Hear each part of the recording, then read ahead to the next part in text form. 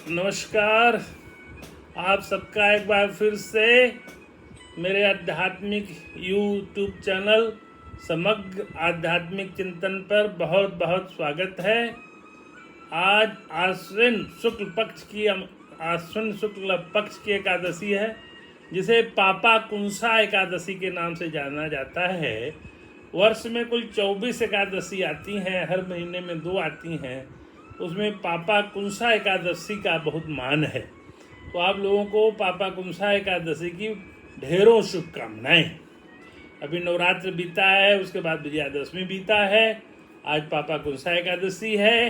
हमारे सनातन धर्म की परंपरा में प्राय प्रत्येक दिन कोई ना कोई त्यौहार होता ही है। अभी कुछ दिनों बाद जो है शरद पूर्णिमा होगी, जो कि बहुत अच्छी पूर्णिमा मानते हैं। उसकी चांदनी रात में रास नृत्य होता है देवताओं द्वारा, उसका वर्णन करेंगे उस दिन। लेकिन आज पापा कुंसा एकादशी के शुभ दिन पे अपनी इस चर्चा में हम एक नए तरह से प्रारंभ कर रहे हैं संत साहित्य का पुनर्अध्ययन। संत साहित्य बड़ा समृद्ध साहित्य है, जिसमें नीति के, भक्ति के दोहे और उनके पद, उनके कवित्व सब प्राप्त हैं। कबीर से लेके, सूर से लेके, तुलसी से लेके, रहीम से लेके, नानक से लेके, रविदास जी से लेके, दादू से लेके भरे पड़े हैं। उस चिंतन में मैं आज नीति के दोहे के लिए सर्वश्रेष्ठ कवि के रूप में मैं रहीम दास को मानता हूँ। तो रहीम दास के 7 दोहे, जो कि जीवन में मोटिवेशनल दोहे के रूप में जाने जाएंगे, और हमें युवा वर्ग में क्या जीवन के हर वर्ग के लोगों में एक मोटिवेशन देना है। अगर जीवन में मोटिवेशन का अभाव है, इवन रिटायर्ड लोगों के जीवन में भी वो चुपचाप बैठे रहते हैं, हाथ पर हाथ धर के कि अब मेरे जीवन में कुछ रस नहीं है। तो जीवन तो हमेशा रसवान है, रसपूर्ण है। जीवन में रसों की कभी कमी नहीं रही है। अपने जीवन में उस रस को तलाशना है, और उसकी तलाश निरंतर होनी चाहिए। जीवन के हर चरण में, जीवन के हर क्षण में आपके लिए एक अलग अध्याय है, आपके लिए अलग चुनौती है, और आपके लिए अलग कार्य का निर्देश है। ईश्वर ने ये जो मानव जन्म दिया है, ये बड़ा सोच समझ के आपको मानव जन्म मिला है। ऐसे ही नहीं अलल टप्पू और धोखे से मिल गया है। बड़े भाग मानुष तन पावा, सुर दुर्लभ सब ग्रंथ ही गावा। ये बात मैं बार बार कहता हूँ, बार बार चेतावनी देता हूँ कि जीवन का हर एक क्षण बड़ा ही दुर्लभ था और दुर्लभ है। इसलिए बचे समय का भी अगर सदुपयोग कायदे से हो जाएगा तो जीवन में कुछ बड़ा काम भी हो सकता है। ये सतत प्रक्रिया है अनेक जीवन की। आपकी जो साधना है, वो जो साधना संचित कर्म वाली थी, वो प्रारब्ध बन के फलित हुई है, और कुछ संचित कर्म बाकी हैं, वो चल रहे हैं, और कुछ क्रियामाण भी बन के संचित में परिवर्तित हो रहे हैं। तो भगवान कृष्ण गीता के 4थे अध्याय के 17वें श्लोक में कहा, गहना कर्मणो गति। एक कर्म की गति बड़ी गहन है, गुण है, सबके समझ में नहीं आती है, और बीच में माया का भी अपना जाल बिछा हुआ है, जिसके आगोश में हम सब लिपटे हुए हैं। तो आइए रहीम के दोहे आज पढ़ते हैं, रहीम के नीति के दोहे। रहीम ने नीति के और भक्ति के दोहे विशेषकर लिखे हैं, और यहाँ तक कि चित्रकूट में भी उनको जब देश निकाला किया था अकबर ने, किसी दुर्भावना बस हो करके उनको देश निकाला दिया था, तो आकर के वो चित्रकूट में रहते थे, और उस समय दोहा लिखा, चित्रकूट में रमि रहे रहीमन अवध नरेश, जा पर विपदा परत है सोई आवत वह देश। उनका ये कहना था कि भगवान राम भी चित्रकूट में आए, और मेरे पर भी जब विपत्ति आई तब मैं चित्रकूट में आया। तो रहीम फारसी में, हिंदी में, संस्कृत में कई भाषाओं के ज्ञाता थे। यहाँ तक कि ज्योतिष पे भी उनकी पकड़ थी, और उन्होंने ज्योतिष में खेटु कौतुकम नामक ग्रंथ की रचना की थी। वो अकबर के दरबार के 9 रत्नों में से एक थे, और अकबर को जिन्होंने अकबर को बैरम खान ने राज्य पे प्रतिष्ठित किया, उसी बैरम खान के पुत्र थे और नवरत्नों में थे। अकबर उनका बहुत मान करते थे, लेकिन अत्यंत विद्वान थे, तुलसीदास जी के समकालीन थे और तुलसीदास जी से उनसे बराबर संपर्क रहता था। कहते हैं एक कन्या के शादी में, ब्राह्मण की कन्या थी, शादी में कुछ मदद मांगने गया तो तुलसीदास जी ने कहा मेरे पास क्या है, जाओ अकबर के दरबार में रहीम जी को ये पत्र दे देना। तो उसमें उन्होंने लिखा कोड वर्ड में, सुरतीय नरतीय नागतीय सब चाहत असो। रहीम जी को दिया तुलसीदास जी की एक चिट्ठी उस ब्राह्मण ने, तो रहीम ने उसको बहुत सारा धन दिया और उसी दोहा की अगली लाइन लिखी, गोद लिए हुलसी फिरें तुलसी सासुत हो। यह पूरे विश्व साहित्य में एकमात्र ऐसी रचना है जिसकी पहली पंक्ति एक महान कवि ने और दूसरी पंक्ति एक दूसरे महान कवि ने लिखी। यह रचना मानस मंदिर वाराणसी में, काशी में दीवालों पर उत्कृत है और वहाँ इस बात का विवरण भी है, इसलिए साक्ष्य के साथ, प्रूफ के साथ मैं ये बात कह रहा हूँ। आइए देखते हैं रहीम जी की रचना, उनके मोटिवेशनल दोहे। पहला है, रहीमन ओछे नरंते राघो बैर न प्रीत, काटे चाटे स्वान के दुहु भांत विपरीत। यहाँ रहीमदास जी कहते हैं कि ओछे नरन, ओछे मतलब ओछा व्यक्ति, हल्का व्यक्तित्व वाला व्यक्ति, बहुत ही संकीर्ण और जो है गिरा हुआ विचार वाला व्यक्ति, यदि इससे आप बैर रखते हैं तो भी बुरा है, इससे प्यार रखते हैं तो भी बुरा है। जैसे कि कुत्ता काट ले तो भी बुरा है, कुत्ता चाट ले तो भी बुरा है। इस तरह की बात उन्होंने लिखी। संकीर्ण मनोवृत्ति के लोग जो इधर की बात उधर लगाते हैं और ओछे स्वभाव के होते हैं, उनसे बैर और प्रीति दोनों बड़ा ही खराब है। जब दिनकर जी ने भी यह बातें लिखी और ऐसे लोगों के बारे में लिखा, जब नाश मनुज पर छाता है, सबसे पहले विवेक मर जाता है। हाँ, तो संस्कृत में एक उक्ति है, विनाश काले विपरीत बुद्धि, विनाश काल में बुद्धि भी बड़ा विपरीत आचरण करने लगती है। तो ओछे नरों के बारे में सभी ने कुछ न कुछ लिखा, संस्कृत साहित्य में भी लिखा, दिनकर जी ने भी लिखा और रहीम जी ने तो खुल कर लिखा। ओछे व्यक्ति की तुलना उन्होंने कुत्ते जैसे व्यक्ति से की, कुत्ते जैसे जीव से कर दी थी। तो ओछे व्यक्ति की पहचान करके उसे दूरी बनाए रखना ही श्रेयस्कर होता है। आइए आगे बढ़ते हैं। दूसरा दोहा है नीति का उनका, जो कि मोटिवेशन भी देता है। रहीमन निज मन की व्यथा, मन ही राखिए गोय, सुन ठिलई हैं लोग सब, बांट न ली हैं कोई। कई बार हम अपने मन में बहुत सारी व्यथाएं होती हैं और उसको इधर उधर कहते रहते हैं, तो सुन ठिलई हैं लोग सब। आपकी व्यथा को सुनकर लोग मजा लेते हैं, लोग उसमें भी अपना आनंद ढूंढते हैं, क्योंकि लोग जो विघ्न संतोषी स्वभाव के होते हैं, उन्हें आपके दुख में ही सुख की अनुभूति होती है। वो ऐसे नर होते हैं जिनको कि दूसरे के दुख में सुख की अनुभूति होती है। तो जो संत होते हैं, पर दुखी संत होते हैं, संत स्वभाव के लोग होते हैं। संत हृदय नवनीत समाना, उनका हृदय मक्खन के समान होता है। लेकिन जो दुष्ट स्वभाव के लोग होते हैं, ऊपर दुख में भी सुखी होते हैं। सुन ठिलई हैं लोग सब, बांट ली हैं क्या। इस दुष्ट स्वभाव के लोगों से अगर अपने मन की बात आप, अपने मन की व्यथा आप बांटते हैं, शेयर करते हैं, तो उनको बहुत ही सुखानुभूति होगी और आपके दुख को बांटेंगे नहीं। ये नीच स्वभाव के व्यक्ति होते हैं। क्षुद्र नदी भरी चल उतराई, जो थोड़े दिन खल बोराई। खल नीच स्वभाव के लोग जो है, इसमें भी आनंद की अनुभूति होती है। इसलिए दुष्ट व्यक्ति से, नीच व्यक्ति से, क्षुद्र व्यक्ति से अपने मन की व्यथा को नहीं शेयर करना चाहिए। एक मोटिवेशनल है जो कि हानिकारक ही होता है। तो इस तरह के लोगों से अपने मन की बात नहीं शेयर करनी चाहिए। तीसरा है, रहीमन विपदा हूँ भली, जो थोड़े दिन हो, हित अनहित या जगत में जान परत सबको।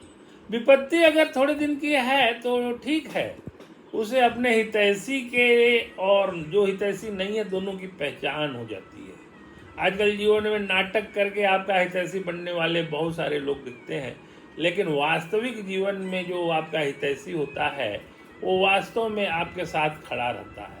तो इस भ्रम को दूर करने के लिए अगर छोटी सी विपत्ति आ जाए तो ठीक है, उसे पता चल जाता है कि आपके साथ कौन खड़ा है।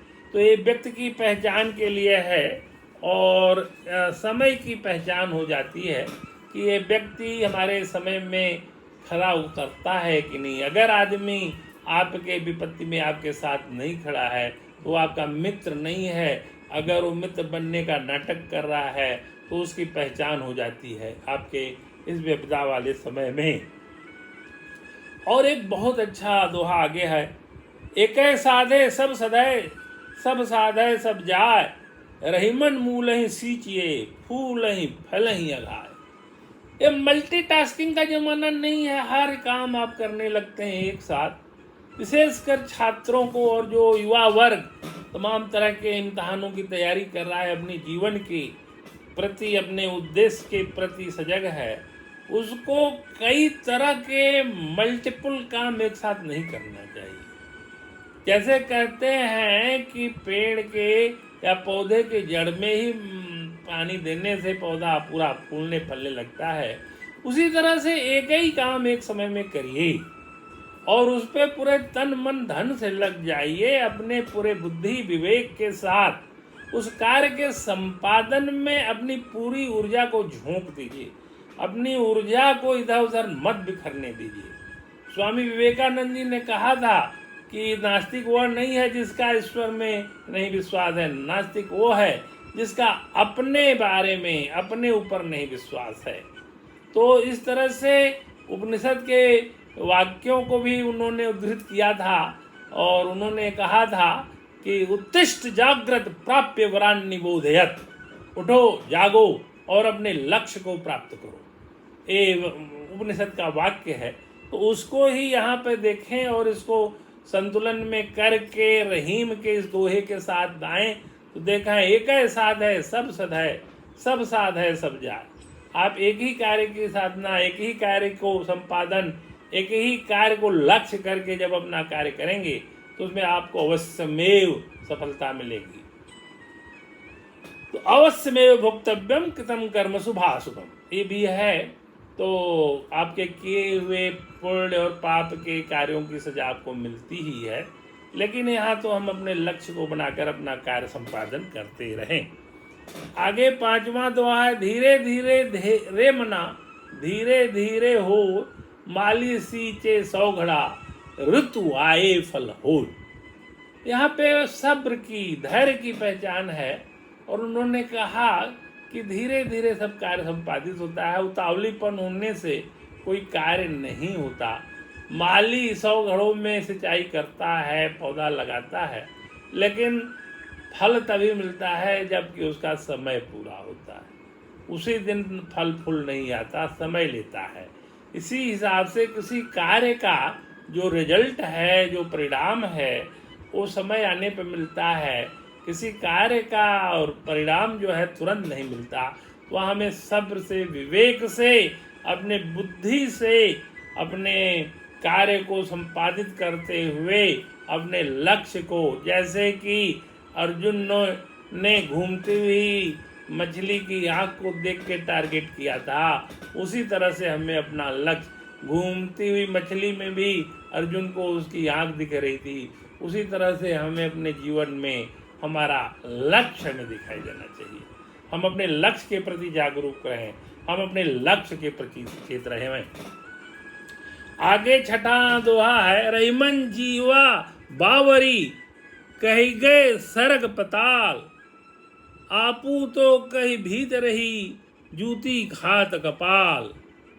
आपी तो कही भीतर रही, जूती घात कपाल।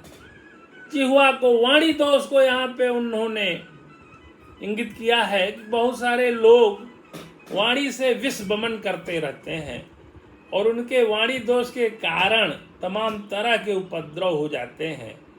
ऐसे वाणी दोष के लोग समाज में जहर बो देते हैं। कहते हैं कि द्रौपदी ने भी जब राजसूय यज्ञ में जब वो दुर्योधन गया था तो पानी के जगह जमीन, जमीन की जगह पानी में उसको भ्रम हुआ और एक जगह वो गिर पड़ा। तो खिड़की से देख करके द्रौपदी हंस पड़ी और बोल पड़ी कि अंधे का लड़का अंधा। यह बात उसके दिल में चुभ गई तीर की तरह और उसके बदला स्वरूप उसने द्रौपदी के चीर हरण का उपक्रम किया था, जो बाद में महाभारत युद्ध का कारण बना और बहुत बड़ा विनाश हुआ। इसलिए वाणी दोष वाले लोगों से मेरा बड़ा विनम्र निवेदन है कि वाणी से अपने संयमित बोलें।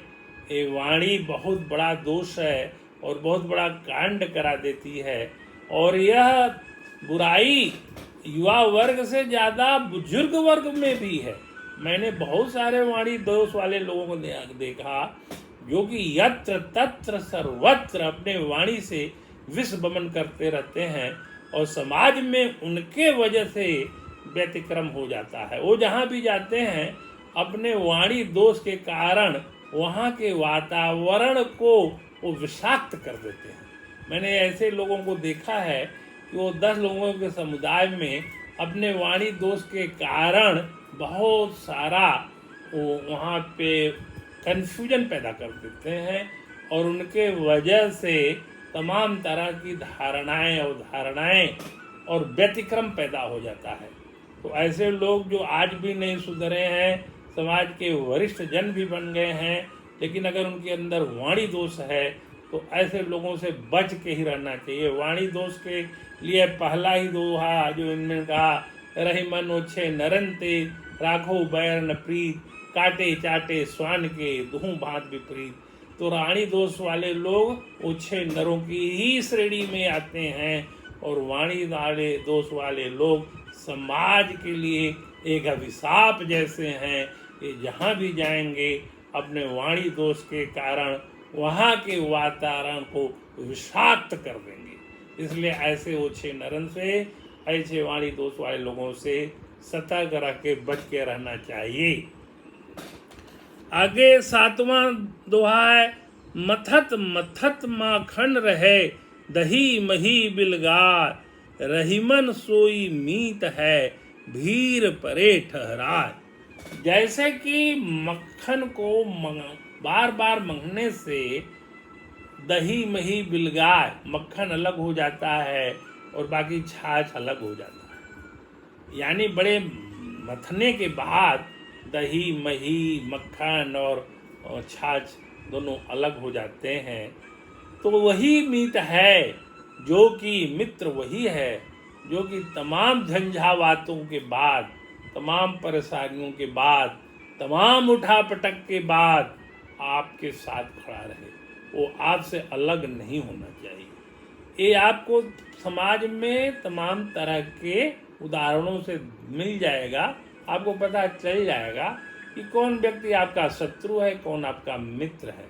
फिर वही बात, रही मन ओछे नरन ते, राखो बैर न प्रीत, काटे चाटे स्वान के, दुहू भांत विपरीत। तो यह समाज में जीना है। युवा वर्ग को तो अभी बड़ा लंबा समय है, और जो अधेड़ उम्र के हैं, वरिष्ठ जन हैं, उनको भी ओछे लोगों से, समाज के ओछे लोगों से और जिनके अंदर वाणी दोष है, ऐसे लोगों से बड़ा सतर्क रहना होगा। कृष्णाय वासुदेवाय हरे परमात्मने प्रणतः क्लेश नाशाय गोविंदाय नमो नमः। मेरी चर्चा अब इस मोड़ पे जब पहुंच जाती है तो मैं सबसे यही कहता हूं कि सर्वे भवन्तु सुखिनः, सर्वे सन्तु निरामया, सर्वे भद्राणि पश्यन्तु, माँ कश्चित् दुर्भाग वेत। सिय राम मैं सब जग जानी, करहूँ प्रणाम जोरि जुगबानी। तुलसीदास जी ने भी कहा कि मैं पूरे संपूर्ण जगत को सिया राम में जान करके उनको प्रणाम करता हूँ।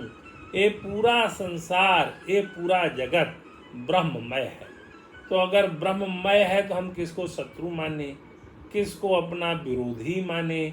जब भगवान की सारी रचनाएं हैं तो उस रचना के हर एक जीव को, उस रचना के हर एक अंश को, उस रचना के हर एक प्रकार को प्रणाम करते हुए हमें अपना जीवन यापन करना है।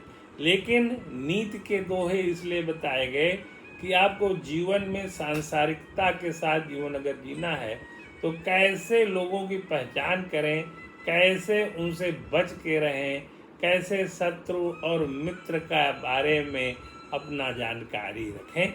आज की चर्चा को हम यहीं विराम देते हैं। आगे फिर किसी बहुत बड़े इसी तरह के कवि की रचना, संत साहित्य में किसी कवि की रचना को लेके आपके सामने प्रस्तुत होंगे। नमस्कार।